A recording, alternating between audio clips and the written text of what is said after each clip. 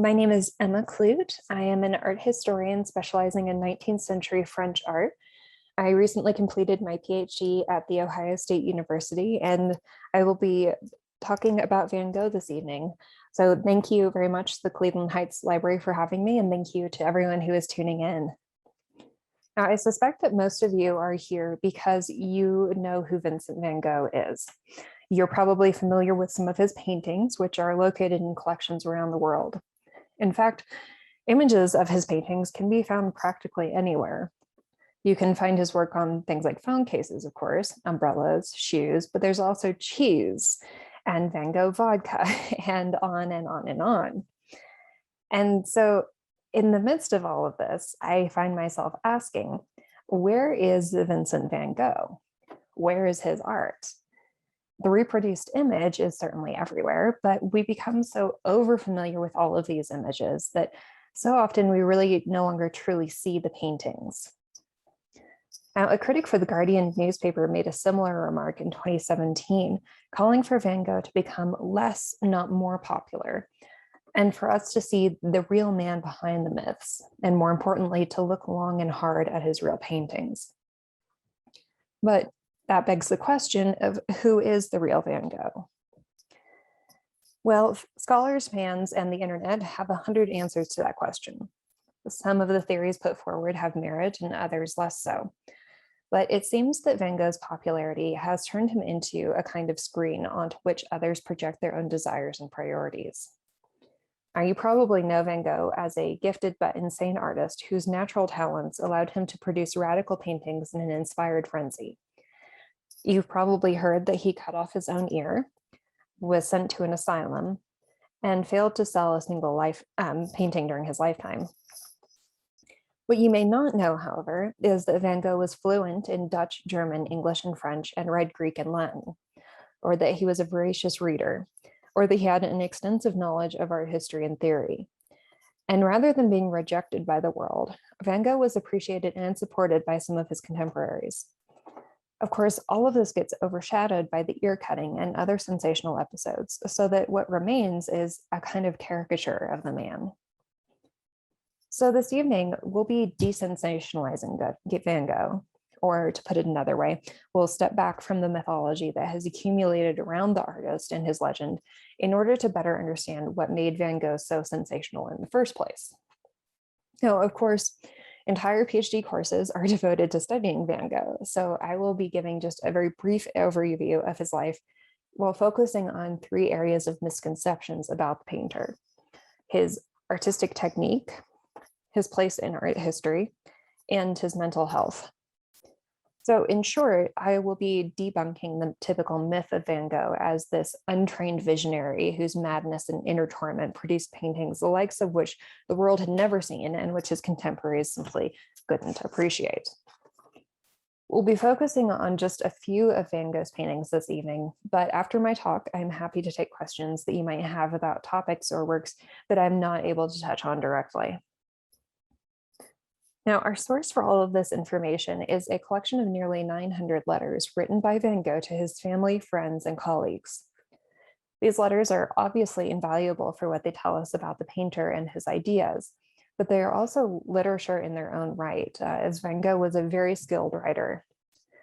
I personally never really liked Van Gogh's art until I began reading his letters and finally understood what it was that he was trying to do in his paintings.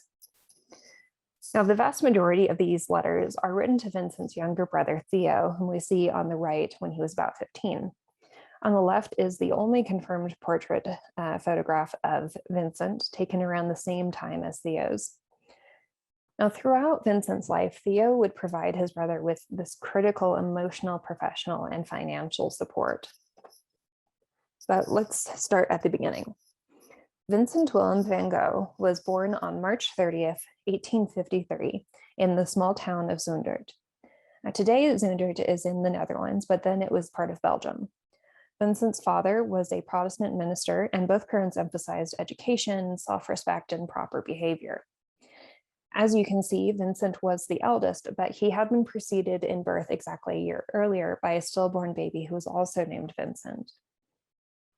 Much has been made of this shared name, but when we look at the larger family tree, it's clear that Vincent was a very common family name.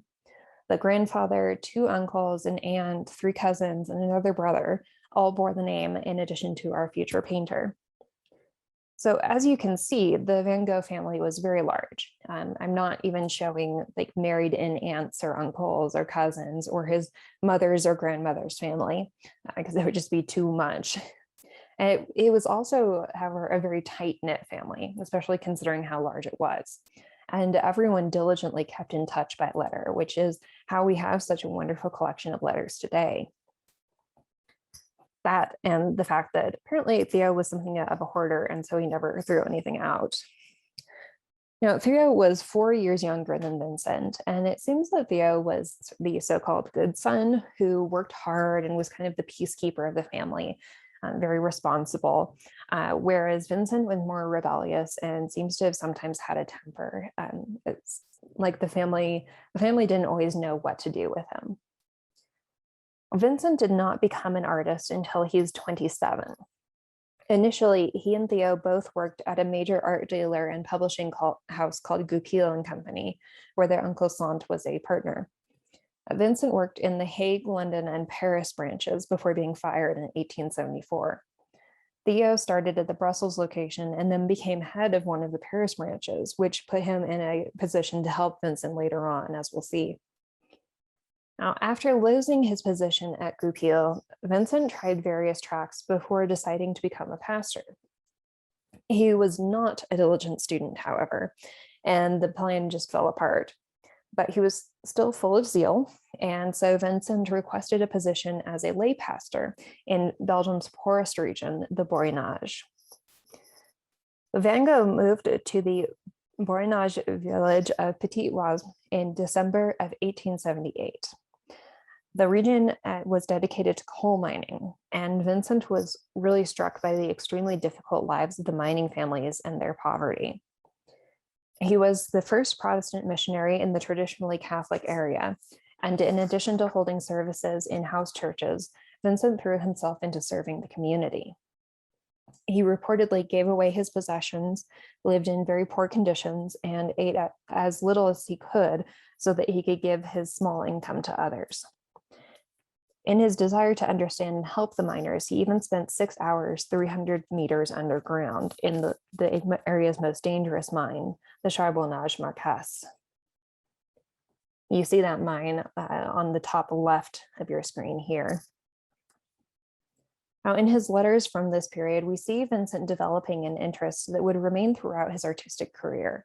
That is, a passionate interest in the way in which people living in inhuman conditions maintain their inherent human dignity, and how the spirit of the divine manifests in the lives, labor, and land of miners, farmers, and workers. Vincent saw God in beauty, and he saw beauty in the dark forms of coal miners against a white blanket of snow, like in the sketch that was included in the letter to Theo on the bottom right. Or he saw beauty in the twisting brambles of thorn bushes along a road in winter, or women carrying sacks of coal on their backs. Much to Vincent's disappointment, his position as a lay pastor was not renewed after the 6-month probationary period.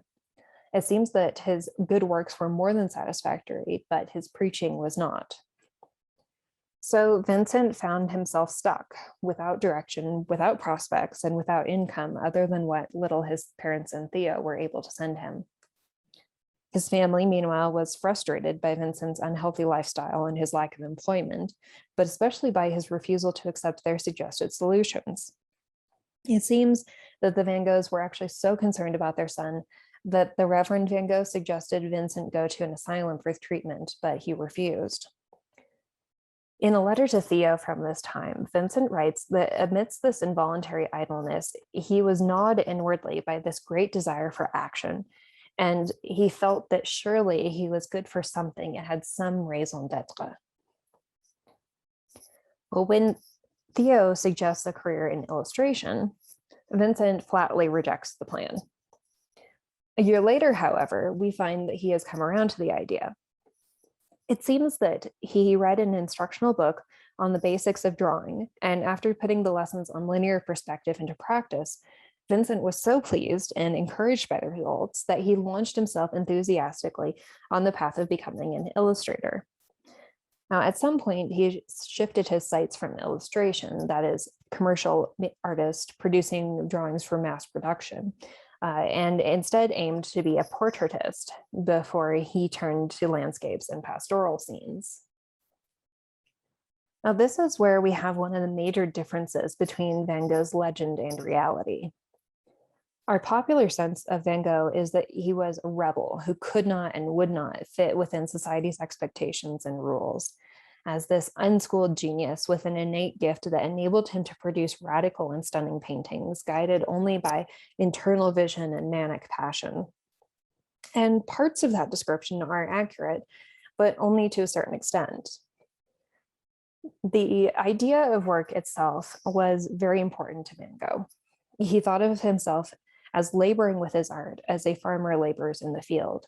So it's important to understand his development as an artist and how hard he worked and how deliberately he worked, not only to give credit to Van Gogh for what he accomplished, but also to recognize the way in which he thought of himself and his own identity as an artist.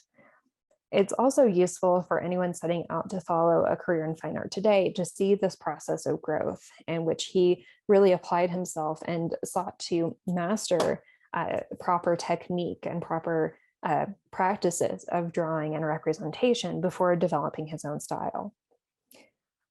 So how did Van Gogh approach his artistic training? First, we have to understand how the art world worked in the 19th century. European art was dominated by French art, and specifically Parisian art. The French government essentially controlled art production and the art market because it controlled subsidies, grants, commissions, the Ministry of Art, and the Académie des Beaux-Arts, or the Academy of Fine Arts, which in turn controlled the exhibitions. This is how it had been for centuries, and it made it very difficult for new artists to break into the art scene. But over the course of the 19th century, the system and the centralized control of art was being challenged more and more. In 1874, the first Impressionist exhibition was successfully competing against the official Salon des Beaux-Arts exhibition. And so by 1880, when the 27-year-old Vincent van Gogh began his artistic training, the conventions that had ruled the arts world for so long were really pretty much broken down. What's interesting then is that Vincent chose to adhere to the traditional academic path on his own, even while working well outside of the Parisian academic system. We see Vincent beginning by copying print reproductions of famous paintings, like this painting by his favorite artist, Monet. He enrolled in the Art Academy in Antwerp, where he learned to produce drawings from sculptures and then to draw from a live model. This is a very traditional path of learning that had been well established by this time. And then to get started in painting, Vincent went to his cousin, who happened to be the very successful and well-known artist Anton Mauve. Mauve introduced Vincent to oil and watercolor paints. And as you can see from these examples of Mauve's work on the right, he was well known for his paintings of what might be called peasant subjects, and he was very good at them. He was very accomplished, and this made him an apt tutor for Van Gogh, who was interested in depicting similar scenes. They had several very productive months working together until there was a falling out, which seems to have happened often in Van Gogh's life. He would start something with really great excitement and throw himself into it, only to have it end after a few months in frustration and disenchantment. Still, he continued to work and study with other budding artists, practicing and learning constantly. Now, why is this all important? Well, for one, as I said, Van Gogh deserves a lot of credit for this work. Secondly, it shows that every divergence that Van Gogh made from this illusionistic, realistic mode of representation, like we see here, was a deliberate choice. It was not that Van Gogh couldn't paint or draw in a traditional manner. It was that he chose not to, because he was searching to express something and conventional methods were not up to the task. But he mastered those traditional methods before he developed his own style. And we can see this clearly in his painting of the potato eaters, in which he rejects conventional representational modes. In late 1885, Van Gogh decided that he was ready to make his artistic debut and began creating preparatory sketches and studies, like you see here, for a painting of a peasant family gathered around the humble meal of potatoes. By making these preparations, he was, again, following an established practice that was hundreds of years old. What was new, however, is the extent to which he distorted reality, exaggerating certain shapes or colors, not in order to produce a perfect and idealized image, which was the standard and had certainly been done previously, but rather to underline imperfection. The single lamp in the center of the painting creates these deep shadows and sharp highlights, emphasizing the angularity of the people's faces. And there's no attempt to smooth or soften these surfaces, no attempt to idealize the scene. Van Gogh used brown tones for everything. This is a very dark painting. You might be adjusting your monitors, but it's actually just very dark. And these brown tones are meant to connect the family to the potatoes and to the earth from which they were grown, linking the people to the earth and the soil that they work every day. The knobby finger joints, large eyes, and the tight compressed space in which the family sits are all intended to give us this impression of earthiness, of hard but honorable work, and of familial unity and care in the midst of this hardship. On the wall, as you see in the detail on the top left of your screen, is a small painting of the crucifixion, which tells us that this family is able to not only endure, but to find meaning in their difficult lives, thanks to their spirituality and their faith. Now, a comparison is useful here. On the right, we have Van Gogh's hero, Jean-François Millet, with a relatively softened image of present life. The figure has this real monumental and solid, kind of like massive geometric quality. But even though this woman is working, the mood is very quiet. It's peaceful, idyllic, simple, and good. Well, Van Gogh too sees his scene as pure, good, and beautiful in its own way. But instead of lifting reality up to the realm of perfection, Van Gogh is exaggerating the imperfections of reality. And whereas Millet elevates the real to the ideal, Van Gogh seeks the ideal by going straight through the real, head on, pulling the essence and spirit of things to the surface. Well, Van Gogh submitted the potato eaters to the Paris Salon, where it was flatly rejected, as he had anticipated. What he didn't anticipate, however, was that his friends didn't understand what he was trying to accomplish at all. One even said that he couldn't see the painting as anything other than just a joke or a caricature. Well, Van Gogh was upset by this, of course, but this criticism was not entirely unreasonable. And Van Gogh would become much, much better at achieving this goal of conveying feeling and meaning through color and shape. The greatest shift in Van Gogh's art came when he moved to Paris with Theo in 1886. He would spend the remainder of his life in France, dying just 4 years later. And the vast majority of the work for which Van Gogh is so famous today was created during this final phase, which was a period of intense productivity, interrupted by increasingly serious mental illness. On the left is what Van Gogh was producing right before moving to Paris. As you can see, like the potato eaters, it's dominated by these dark, earthy colors, deep shadows, and heavy brush strokes. On the right is what Van Gogh was doing shortly after the move. This very dramatic change is thanks to his encounter with Impressionist art.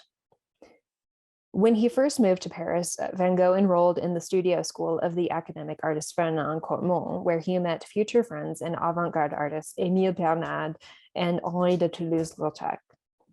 He did not stay long, however, and it was his interactions with the Impressionists that made the biggest impact. Now, by 1886, when Van Gogh moved to Paris, the Impressionists had pretty much done their thing. The scandal of their debut over a decade earlier had worn off. Monet, whose work you see here, had a successful career, and many of the artists were going their separate ways, investigating and continuing their artistic pursuits along different avenues. New artists were coming on the scene and responding to the Impressionists by either rejecting or advancing their approach to art and representation. Van Gogh's relationship to the Impressionists is interesting. On the one hand, they had nearly opposite interests and priorities. The Impressionists were interested in modern, industrial, urban life and leisure. Van Gogh, as we've seen, was interested in the timeless qualities of farmers and workers in relation to the earth. The Impressionists were fascinated by recent investigations into how vision works. What we see is not really the objects per se, but the way that light bounces off an object and is received by our eye. Light, therefore, was the Impressionist true medium. They wanted to show how things look, not what they are. They wanted to capture appearance, not substance. Well, Van Gogh, by contrast, sought to show the internal essence of things, not their surface appearance, but their true nature and character, the way that they felt. These are major differences in terms of their goals and interests. But once Van Gogh was exposed to the Impressionist work, we see similarities in technique and composition and color. Van Gogh quickly found entry into the art scene. He socialized and worked alongside both members of the old guard Impressionists like Camille Pissarro and new artists just starting their careers like Paul Gauguin, Georges Seurat, and Émile Bernard, whose works you see here.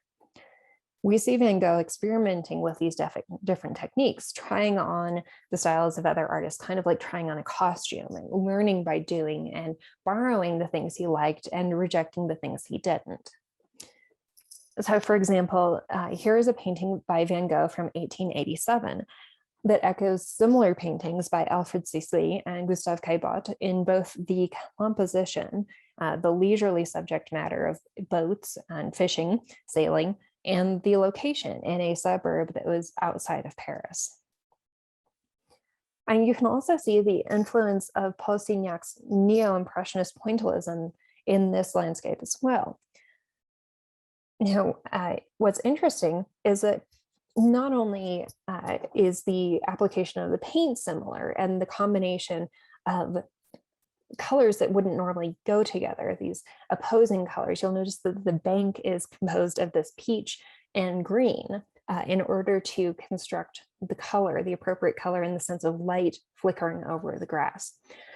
But these paintings are actually painted in the same location. So the bridge that you see on the left of Van Gogh's painting is the same bridge that you see on the right of Signac's painting, or the left of Signac's painting that is on the right, that is. And they actually worked side by side. They painted together, and Van Gogh learned from Signac and his techniques. Now, another influence in Van Gogh's art, a very important influence, were the Japanese woodblock prints that were extremely popular in Paris. These prints that I'm showing you here are actually all ones that Van Gogh had in his collection that he purchased and held on to. He had a very large collection of these prints. And again, we see Van Gogh learning through copying. So on the left is a print by the Japanese artist Hiroshige, one of his 100 views of Edo. And on the right is Van Gogh's copy. Note that Van Gogh is using oil paint to reproduce a print. Now, a print is, of course, an image stamped on paper, a mass-produced object that is made in a mechanical process, not by hand.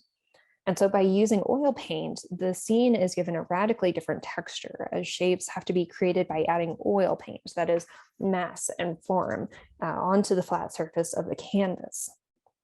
Now, the composition is the same, and it retains its flat quality. Notice how both versions have large alternating swaths of color that create a zigzag pattern, and how, although the bridge moves away from us, there's no sense of movement into the distance, really, no depth of field. It just cuts across the surface.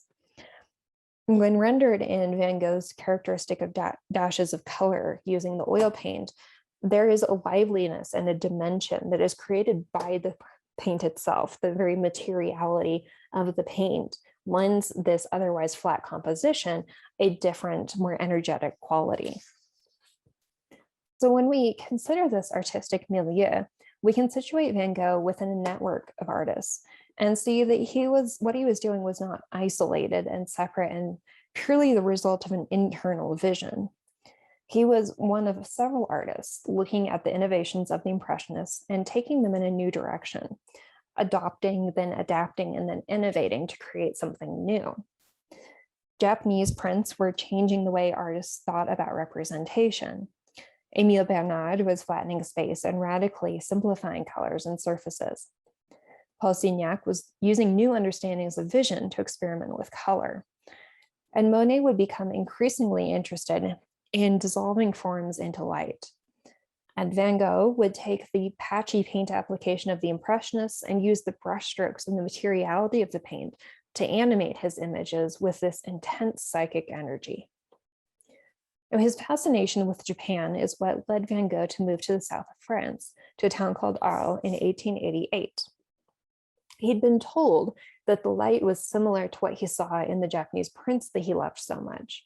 And while I really can't say how Arles' atmosphere compares to Japan's, I can tell you that whereas Paris is often cloudy and a little wet and rainy, Arles is comparatively dry and bright.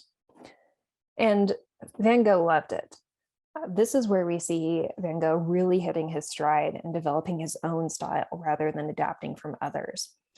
But we still see the residual presence of the Impressionists and the Japanese prints, and there is still this long-standing interest in manual labor and nature. During this time, Van Gogh produces this painting of a man sowing a seed in a field with this huge yellow sun behind him. We see the influence of Japanese woodblock prints in the way that the space is kind of ambiguous in its depth and rather flat, and the way that the tree cuts diagonally across the composition. We see the very bold use of colors, lime green, lemon yellow, indigo, rust orange, this boldness that is rooted in Impressionism, but really goes beyond it. And then we have this figure of the sower himself, this figure that Van Gogh had long been obsessed with, going back to his first steps as an artist. The sower is someone who works the earth and exists in a close partnership with nature, which obviously appealed to Van Gogh. But he also saw the sower as this spiritual symbol, referencing Christian parables, and seeing him as the embodiment of life and energy and growth, this very powerful, life-giving figure. And note the extremely thick paint application, particularly on the massive orb of the sun, which sits behind the sower's head like a halo and functions as a symbol of God and of goodness and light and hope. Notice too that the thick paint strips that are on the tree trunk, especially this sort of chestnut brown or caramel color that is in the middle of the tree, you can really see the traces of the brush and this buildup of paint. This thick paint, if you'll recall, I mentioned that Van Gogh thought of himself as laboring over his art like a farmer labors in the field. He thought of himself as a worker. And this paint, which gets worked and pushed, is like the furrows of the field in which the sower is scattering seed. Van Gogh's certainly sticking with nature here. He's representing the world around him, but he is representing nature in order to show its internal essence, trying to convey the emotion and power and passion that he sees and feels. Van Gogh wants to express the divine as something real and tangible and material, not something that's separate from the world, but that imbues the world, that everyday objects and the very earth itself and the people and plants and animals that inhabit it, they're all imbued with this divine power. Now, Arles is also where Van Gogh began having what he called attacks, episodes that have formed the basis of his reputation as a mad painter. In the over 100 years since Van Gogh's death, there have been many, many speculations and attempted diagnoses of the artist, and they should always be accompanied by a grain of salt and the understanding that it is extremely problematic to diagnose a patient in their absence, even if they aren't separated from you by a century. So here is what we know. On the right is a portrait of the painter Paul Gauguin that Van Gogh created while Gauguin was staying with him in Arles. On the evening of December 23rd, 1888, the two artists had a huge fight. Gauguin declared his intention to leave Arles and stormed out. That same night, Van Gogh went to the local brothel and presented a package to a maid there. When she unwrapped the paper, she found that it was a human ear. The next morning, police found Van Gogh at home, having cut off his ear, probably with a straight razor. Van Gogh was taken to the hospital where the young Dr. Felix Ray, whose photograph you see on the left, treated the wound. 40 years later, Ray drew a diagram of the wound on the right in which you can see that the entire ear was sliced off, not simply a part of it. Ray and his staff diagnosed the episode as, quote, an attack of acute mania with generalized delirium, unquote, that was caused by heavy drinking, exhaustion, overwork, and lack of proper nutrition. Van Gogh produced this self-portrait afterwards, as you can see by the bandage wrapped around his head. You'll note too that in the background on the right, he has included a Japanese print pinned to the wall. The ear cutting was initially written off as an aberrance until Van Gogh had another attack just 6 days later, followed by 2 more attacks soon after. Each time he was put in isolation at the hospital and afterwards only recalled having vivid hallucinations of his childhood home, as well as nightmares and intense anxiety.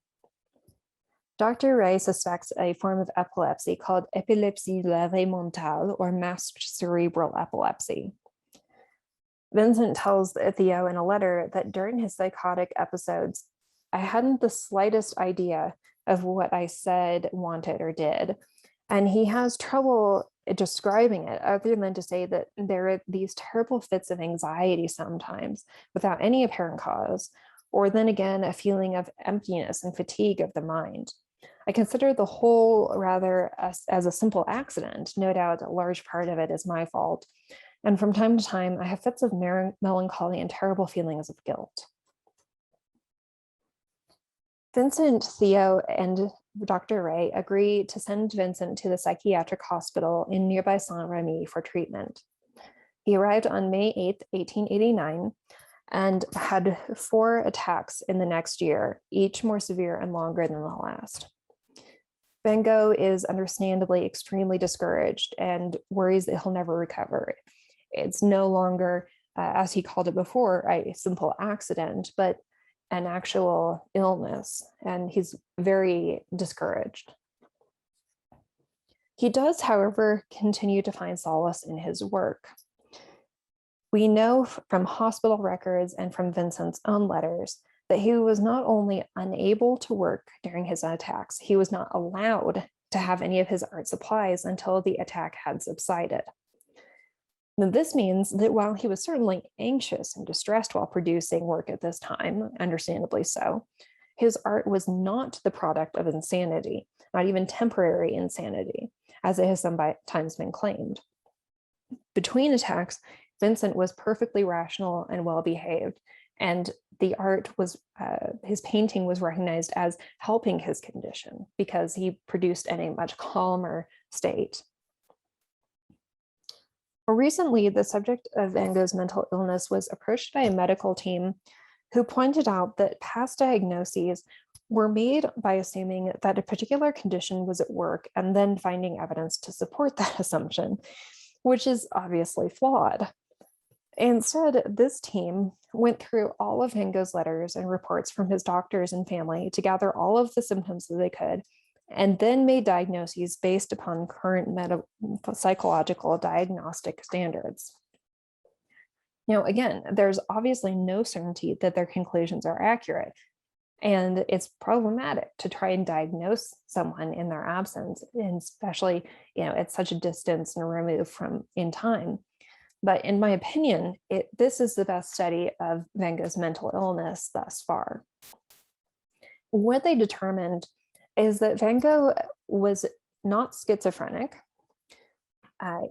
as many have assumed, nor did he suffer from syphilis, absinthe poisoning, carbon monoxide poisoning, Meniere's disease, or several other theories that have been put forward.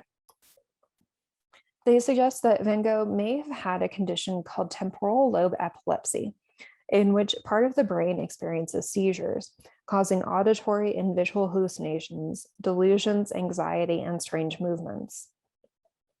He suffered from depression and anxiety, which may have been part of a bipolar disorder, and from a borderline personality disorder, which were worsened by poor self-care, malnutrition, and excessive alcohol use.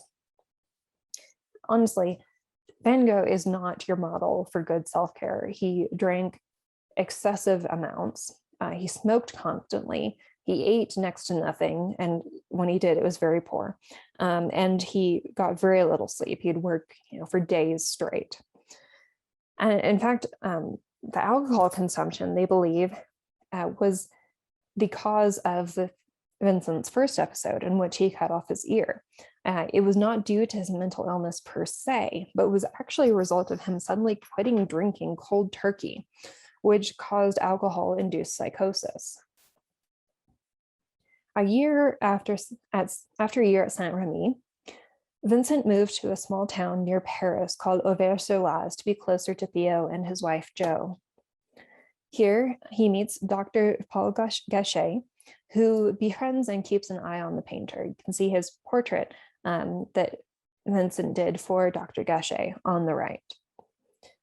Vincent's letters at this time express a sense of failure, both as an artist and as a person, as a man, a sense of hopelessness and mental and emotional fatigue. Early on July 28th, 1890, Theo and Jo receive a telegram telling them that Vincent had shot himself the evening prior. He had a letter to Theo in his pocket at the time, and apparently he had walked to a field outside of town where he enjoyed painting. There, he shot himself in the chest with a 7mm Le Fachot pinfire revolver, which was found in the same field by a farmer 70 years later, which explains the very poor condition of the revolver. The bullet did not pass through, and after recovering from a faint, Vincent walked the mile back to his inn, where he told the landlord that he had attempted to take his own life. Theo rushed to his brother's side and found him alert and conversant, but the painter died on July 29th, just 2 days after the shooting, probably from infection and complications with the wound. There's no doubt that Vincent van Gogh had a difficult life.